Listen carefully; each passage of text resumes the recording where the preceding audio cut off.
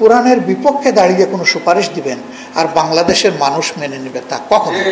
এ মুসলমানের দেশে কিভাবে এই ধরনের একটা কমিশন কাণ্ডজ্ঞানহীন এই সমস্ত প্রস্তাবনা নিয়ে আসতে পারে আমরা বিস্মিত। অতি সম্প্রতি নারী বিষয়ক সংস্কার কমিটি নামে একটা কমিটি প্রধান উপদেষ্টা বরাবরে তাদের সুপারিশমালা সাবমিট করেছে।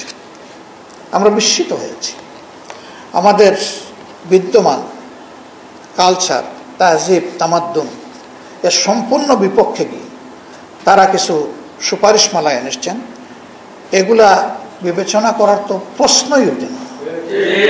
এরকম বিষয় যদি সমাজে কখনো ভুল কমেও ঢুকে পড়ে তাহলে সামাজিক ব্যবস্থা একদম তছনছ হয়ে যাবে।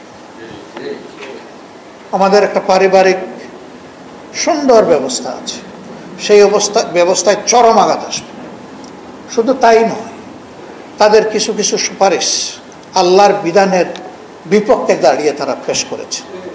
তাদের এই সুপারিশ গ্রহণ করলে কোরআন পরিবর্তন হয়ে যাবে, অথচ আল্লাহ তাআলা কোরআন নাজিল করে বলেছেন, নাজিল করেছি আমি, রক্ষাও করব আমি, এখানে একটা হরফ নোক্তাও কেউ পরিবর্তন করার দুঃসাহস যেন না দেখা। আমরা সংখ্যালঘু সংখ্যাগুরু এই তথ্যে বিশ্বাসী না। তারপরে এটি বাস্তবতা, বাংলাদেশের 90% ঊর্ধ্বে মানুষ হচ্ছে মুসলমান।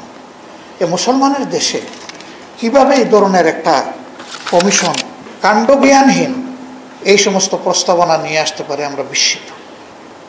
আমরা বলছি না তাদের সুপারিশমালায় সব কিছুই খারাপ, ভালো যদি থাকে সেটা তো আছে, কিন্তু কোরআনের বিপক্ষে দাঁড়িয়ে কোনো সুপারিশ দিবেন আর বাংলাদেশের মানুষ মেনে নেবে তা কখনো।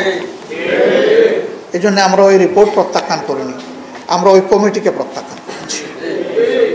ওই কমিটিই বাতিল করতে হবে। কমিটি শেষ তো রিপোর্টও শেষ। যদি এই সংক্রান্ত কোনো সংস্কার কমিটি গঠন করতে হয় তাহলে রিয়েলি যারা নারী সমাজের প্রতিনিধিত্ব বাংলাদেশে করেন তাদেরকে সম্পৃক্ত করে অগ্রাধিকার দিয়েই কমিটি গঠন করতে হবে। এর বাইরে কোনো কমিটি গঠন করলে এটা কোনো কাজের কাজ হবে না এবং এটা ফাংশন করবে না।